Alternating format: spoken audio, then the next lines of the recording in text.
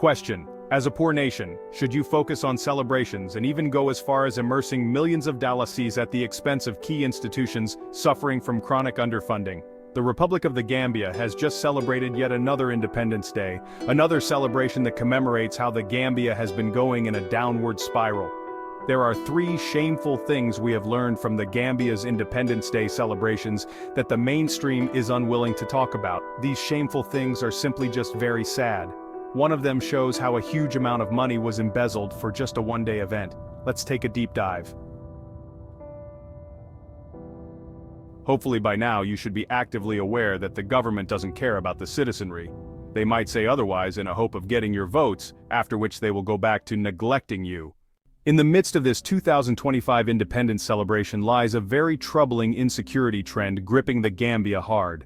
In recent months, the Gambia has experienced a concerning surge in armed robberies, raising alarm among citizens and prompting swift action from law enforcement agencies. Notably, a series of high-profile incidents have underscored the escalating nature of these crimes. In January 2025, Inspector General of Police Sidi Kinte addressed the nation regarding a sequence of armed robberies that had unsettled communities.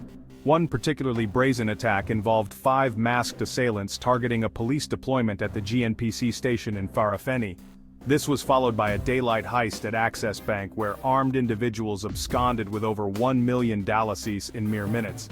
So you see, there is nothing to celebrate about being independent for 60 years with your country being stormed by a massive surge of crime. Independence Day was long gone, 60 years ago. Celebrating it doesn't make sense. This is the problem with the Gambia with endless senseless celebrations. Let's take a look at the 3 shameful things about the 2025 Independence Day celebrations that just took place. But first, this is a humble request to please show support by liking this video and subscribing to the African Pacific YouTube channel, a Gambian-owned channel looking into the happenings of the motherland that are often ignored by mainstream media. Please show your support by liking and subscribing. Thank you so much. The first shameful thing is the economic waste and misallocation of funds. Gambia's 2025 Independence Day celebrations have once again highlighted concerns regarding economic waste and misallocation of funds. Despite the nation's pressing needs in critical sectors, substantial resources continue to be diverted towards ceremonial events. According to sources from the NPP camp, the government allocated a significant amount in the tune of $100 million for the 2025 Independence Day celebration. This practice raises questions about the government's commitment to addressing the country's developmental challenges. In the 2025 national budget, the Ministry of Basic and Secondary Education received an allocation of D5.09 billion, representing approximately 13.4% of the total budget.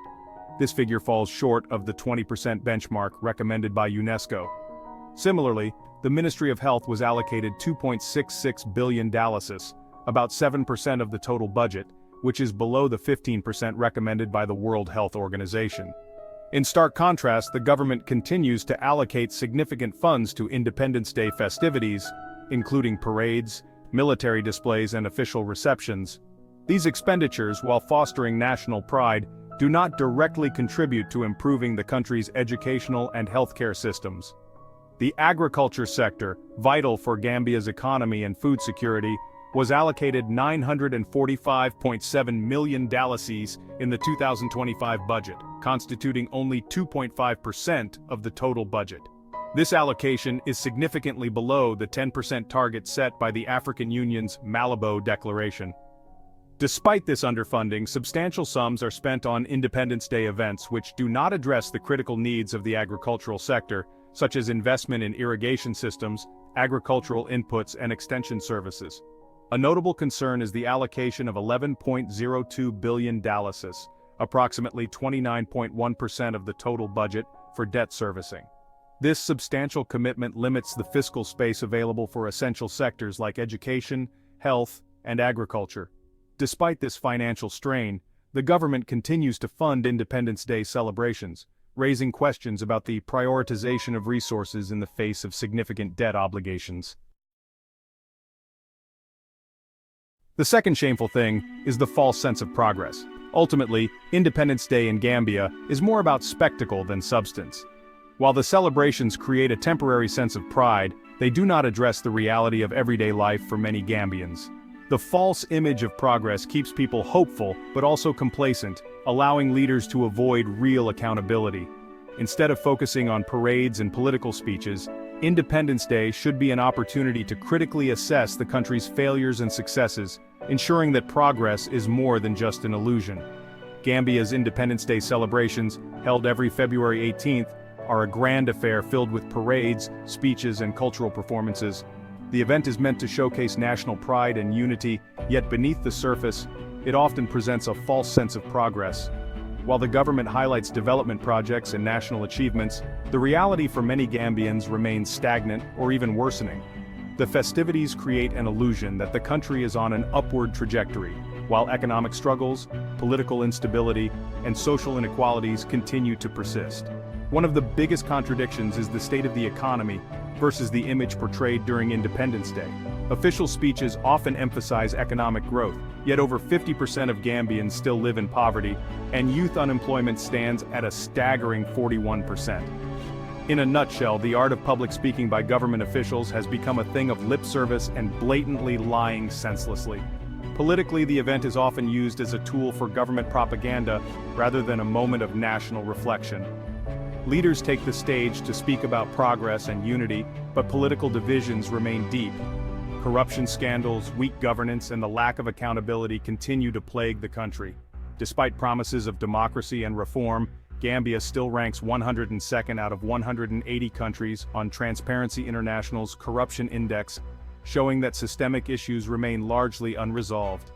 Independence Day speeches create an illusion of political stability, while many citizens still feel disillusioned by broken promises. This is a humble request to please like this video and subscribe to the African Pacific YouTube channel. Thank you so much. Finally, the third shameful thing is the feeding of ego and loss of valuable time. The Gambian civil service has long been criticized for inefficiencies and a lack of productivity, with government officials often engaging in unproductive activities that detract from the nation's economic development. Over 70% of government officials get indulged in fruitless activities that only feed their egos instead of economic development, as per the Productivity Index.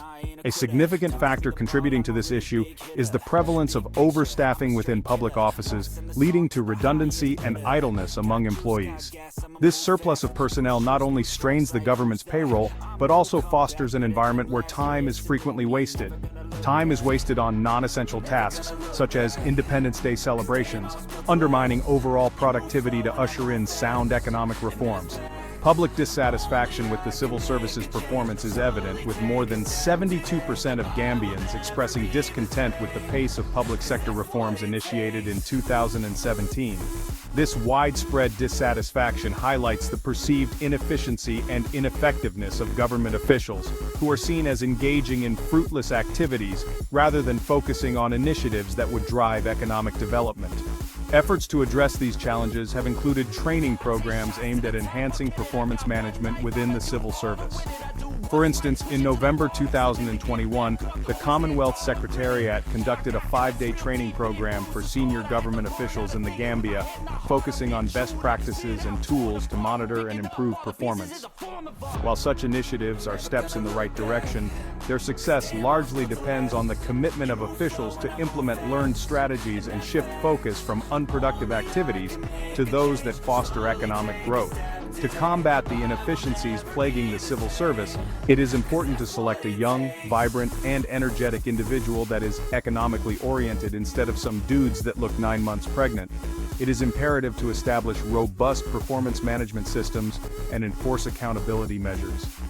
By streamlining the workforce, enhancing training, and fostering a culture of integrity, government officials can redirect their efforts toward productive endeavors that contribute to the Gambia's economic development. Such reforms are essential to transform the civil service into a catalyst for national progress rather than a hindrance.